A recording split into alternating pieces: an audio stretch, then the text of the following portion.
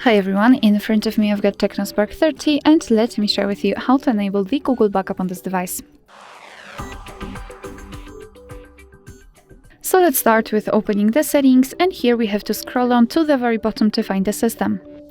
Then we have to scroll down again and tap on backup to Google Drive. Let's tap on next and tap on add account. Make sure that we've got the internet connection because it is required.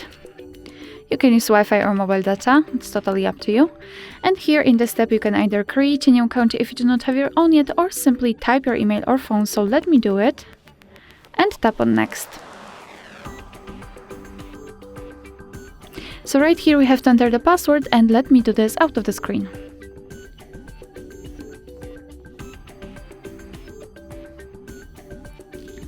Alright, and tap on next.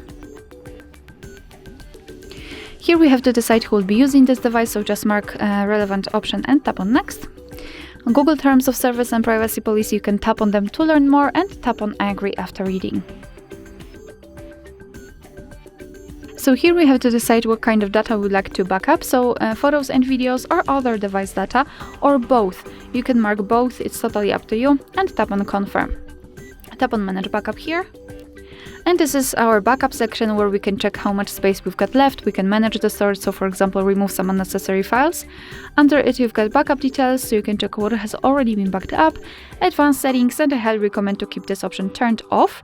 And to finish everything, simply tap on backup now.